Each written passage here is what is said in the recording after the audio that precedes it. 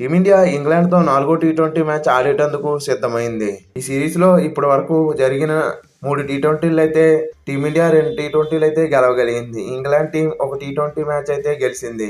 ఇంకా ఈ సిరీస్ అయితే డిసైడ్ అయితే అవ్వలేదు. ఈ సిరీస్ లో అయితే ఇంగ్లాండ్ టీం అయితే టీమిండియా డామినేట్ అయితే చేయగలిగింది ఇప్పటి వరకు. లాస్ట్ జరిగిన టీ20 మ్యాచ్లు అయితే మాత్రం ఇంగ్లాండ్ టీం బాగా కంబ్యాక్ చేసి సిరీస్ ని అయితే చేజారిపోకుండా నిలబెట్టగలిగారు.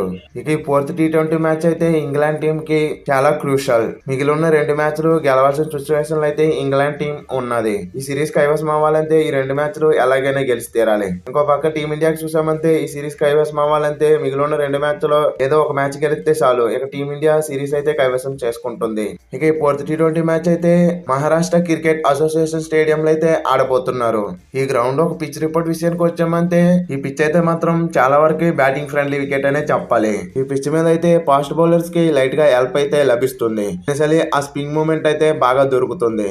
ఇప్పటి వరకు జరిగిన 3 టీ20లో కూడా ఏ స్టేడియంలో కూడా బిగ్ స్కోర్ అయితే రాలేదు. ఈ స్టేడియంలో అయితే బిగ్ స్కోర్ వచ్చే అవకాశం ఎక్కువగా కనబడుతుంది. ఇక ఈ గ్రౌండ్ స్టాట్స్ విషయానికి వచ్చామంటే ఇప్పటి వరకు కేవలం 4 టీ20 మ్యాచెస్ మాత్రమే జరిగాయి. ఇందులో ఫస్ట్ బ్యాటింగ్ చేసిన టీం 2 టీ20 మ్యాచ్లు అయితే గెలిచింది. సెకండ్ బ్యాటింగ్ చేసిన టీం 2 మ్యాచ్లు అయితే గెలవగలిగింది. ఇక ఇక్కడ ఫస్ట్ ఇన్నింగ్స్ యావరేజ్ స్కోర్ 166 గా ఉంది. ఇక టాస్ విషయానికి వచ్చామంటే టీమిండియా అయితే ఆడిన 3 మ్యాచ్ల్లో కూడా టాస్ గెలిచి ఫస్ట్ ఫీల్డింగ్ అయితే ఎంచుకున్నారు. ఈ మ్యాచ్ లో కూడా టీమిండియా టాస్ గెలిస్తే ఫస్ట్ బ్యాటింగ్ చేస్తే చాలా బాగుంటుంది. ఇంకో పక్క ఇంగ్లాండ్ టీం టాస్ గెలిస్తే ఖచ్చితంగా ఫీల్డింగ్ అయితే తీసుకుంటారు. ఈ సిరీస్ లో అయితే మాత్రం ఇంగ్లాండ్ టీం ఫస్ట్ బ్యాటింగ్ చేస్తూనే వచ్చింది. ఎలాగైనా చేసింగ్ చేయాలనే అనుకుంటారు. ఇక టీమ్స్ విషయానికి వచ్చామంటే ఇంగ్లాండ్ టీం అయితే మాత్రం లాస్ట్ టీ20 మ్యాచ్ లో ఎక్సలెంట్ కంబ్యాక్ చేసి టీమిండియాని అయితే 26 పరుగుల తేడాతో అయితే ఓడించగలిగింది. లాస్ట్ మ్యాచ్ లో అయితే వాళ్ళ బౌలర్స్ ఎటువంటి ఫామ్ లోకి వచ్చి బౌలింగ్ చేశారో మనం ప్రత్యేకంగా చెప్పక్కర్లేదు. వాళ్ళ బౌలింగ్ లాస్ట్ మ్యాచ్ లో బాగా పర్ఫార్మెన్స్ ఇచ్చినప్పటికీ వాళ్ళ బ్యాట్స్మెన్ దగ్గర మాత్రం చాలా మంచి బ్యాటింగ్ అయితే చేయాల్సి ఉంటుంది. మెయిన్లీ వాళ్ళ ఓపెనర్స్ లో లాస్ట్ మ్యాచ్ లో బెండైకే ట్రాన్స్ కొట్టినప్పటికీ ఫిల్ షాల్ట్ అయితే జరిగిన 3 టీ20 మ్యాచ్ లో కూడా ఫెయిల్ అయ్యాడు. ఈ మ్యాచ్ లో అయితే తనైతే రన్స్ కొట్టాల్సి ఉంటుంది. ఇక 1 డౌన్ లో వస్తున్న బట్లర్ అయితే ఈ సిరీస్ లో మంచి ఫామ్ లోనే ఉన్నాడనే చెప్పాలి. ఇక మిడిల్ ఆర్డర్ విషయానికి వచ్చామంటే ఇంగ్లాండ్ మిడిల్ ఆర్డర్ అనేది కష్టాల్లో ఉన్నదనే చెప్పాలి. లాస్ట్ మ్యాచ్ లో లియామ్ లివింగ్స్టన్ మెరిసినప్పటికీ మిగతా బ్యాట్స్మెన్స్ అయితే మాత్రం అంతగా రన్స్ అయితే కొట్టలేకపోయారు. మెయిన్ హరీ బ్రూక్ అయితే కంటిన్యూస్ గా ఫెయిల్ అవుతూనే ఉన్నాడు. ఫస్ట్ మ్యాచ్ లో బాగా రాణించిన జేమ్స్ స్మిత్ లాస్ట్ మ్యాచ్ లో అయితే ఫెయిల్ అయ్యాడనే చెప్పాలి. ఇక జిమ్మీ వార్టన్ కూడా లాస్ట్ మ్యాచ్ లో బ్యాట్ తో అయితే పెద్దగా మెరవలేదు. ఇక వీళ్ళ బౌలింగ్ లైన్ అప్ విషయానికి వచ్చామంటే లాస్ట్ 2 మ్యాచ్ల్లో అయితే మాత్రం వీళ్ళ బౌలింగ్ లైన్ అప్ బాగా డెవలప్మెంట్ అయిందనే చెప్పాలి. ఎక్సలెంట్ బౌలింగ్ అయితే చేస్తూ వస్తున్నారు. లాస్ట్ మ్యాచ్ లో అయితే ఈ బౌలింగ్ లైనప్ కలిసి కట్టుగా అయితే రాణించింది. పలానా బౌలర్ బాగా బౌలింగ్ చేయలేదనే చెప్పక్కర్లేదు. ప్రతి ఒక్కరు కూడా చాలా మంచి బౌలింగ్ అయితే చేశారు. పవర్ ప్లేలో అయితే జోఫ్రా ఆర్చర్, మార్క్ వుడ్ వీళ్ళిద్దరు అయితే మాత్రం టీమిండియాని నిలువరిస్తున్నారనే చెప్పాలి. ఇక తనకు తోడుగా జెమ్మీ వార్టన్, బ్రైడెన్ చేస్ వీళ్ళు కూడా చాలా బాగా రాణిస్తున్నారు. ఇక స్పిన్ డిపార్ట్మెంట్ విషయానికి వచ్చామంటే జరిగిన 2 మ్యాచ్ల్లో అయితే Adil Rashid fantastic spin department అయితే చూపెట్టగలిగాడు. లియామ్ లివింగ్స్టన్ కూడా చాలా బాగా బౌలింగ్ చేయగలుగుతున్నాడు. 4th టీ20 కోసం వీళ్ళు ప్లేయింగ్ 11 చూసామంటే ఫస్ట్ మ్యాచ్ లో ఎటువంటి ప్లేయింగ్ 11 తో దిగారో అదే ప్లేయింగ్ 11 టీ20లో కూడా దిగే అవకాశం ఎక్కువగా కనబడుతుంది. మెయిన్ థింగ్ వాళ్ళ ఇన్నింగ్ కాంబినేషన్ అయితే మార్చే అవకాశం ఎక్కువగా కనబడట్లేదు.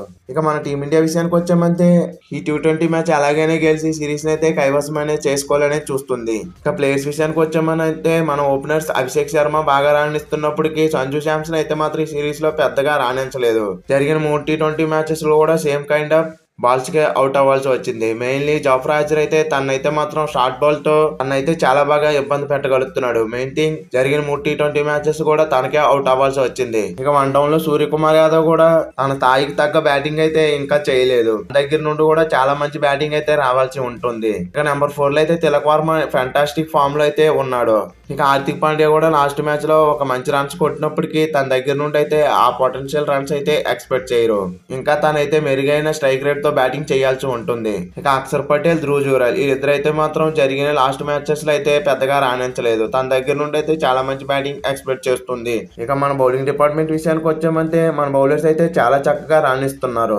మన పేస్ బౌలింగ్ డిపార్ట్మెంట్ ఎక్కువగా లేనప్పటికీ ఉన్న 2 పేస్ బౌలర్స్ అయితే చాలా మంచిగా బౌలింగ్ చేయగలుగుతున్నారనే చెప్పాలి. ఫస్ట్ మ్యాచ్ లో వచ్చిన సమీ కూడా చాలా మంచి బౌలింగ్ అయితే తన ఆడిన ఫస్ట్ మ్యాచ్ లో కూడా బాగా చేయగలిగాడు. ఇక తనకు తోడుగా హార్దిక్ పాండ్యా కూడా చాలా మంచి బౌలింగ్ అయితే చేస్తున్నాడు. ఇక ఈ మ్యాచ్ తో హర్షదీప్ సింగ్ కూడా ప్లేయింగ్ లెవెన్ లోకి వచ్చే అవకాశం ఎక్కువగా కనబడుతుంది. తను కూడా ఫస్ట్ 2 టీ20 మ్యాచ్ లో ఎటువంటి బౌలింగ్ చేశాడో మనం ప్రత్యేకంగా చెప్పక్కర్లేదు. మన పేస్ బౌలింగ్ డిపార్ట్మెంట్ కంటే మన స్పిన్ బౌలింగ్ డిపార్ట్మెంట్ అయితే మాత్రం చాలా స్ట్రాంగ్ గా ఉంది. Mainly the man Varun Chakravarthy comeback లో అయితే మాత్రం ఎక్సలెంట్ స్పెల్స్ అయితే వేస్తూ ఉన్నాడు. లాస్ట్ మ్యాచ్ లో కూడా చూసాం ఇంగ్లాండ్ టీం అయితే మాత్రం తనకైతే వికెట్లు అయితే ఇస్తూ పోయింది. తనైతే మాత్రం ఇంగ్లాండ్ టీం ఈ సిరీస్ లో అయితే ఫిక్స్ చేయడానికే చాలా కష్టపడుతూ ఉంది. ఇక తనకు తోడుగా ఇక లాస్ట్ మ్యాచ్ లో అయితే రవి బిష్ణోయ్ దారుణంగా ఫెయిల్ అయినప్పటికీ మిగతా వాళ్ళు అయితే బాగా రాణించగలిగారు. ఇక టీమిండియా అయితే ఈ 4th టీ20 కోసం అయితే ప్లేయింగ్ లెవెన్ అయితే 2 మార్పులు చేసే అవకాశం ఎక్కువగా కనబడుతుంది. ధ్రువ్ ప్లేస్ లో అయితే శివన్ దుబేని తీసుకునే అవకాశం ఎక్కువగా ఉంది. ఇక రవి బిష్ణోయ్ ప్లేస్ లో అయితే హర్షదీప్ సింగ్ ప్లేయింగ్ లెవెన్ లోకి వచ్చే అవకాశం ఎక్కువగా కనబడుతుంది. ఈ 2 మార్పులు మినహాయిస్తే టీమిండియా ఎటువంటి మార్పులు చేసే అవకాశం కనబడట్లేదు. ఇక ఈ 4th టీ20 మ్యాచ్ టీమిండియా గెలిచి సిరీస్ ని ముందుగానే కైవసం చేసుకుంటుందో లేదా ఇంగ్లాండ్ గెలిచి ఇంకా ఈ సిరీస్ మీద పట్టు ఉంచుతుంది అనేది కింద కామెంట్ చేసి చెప్పండి friends. Thank you for watching. Have a nice day friends.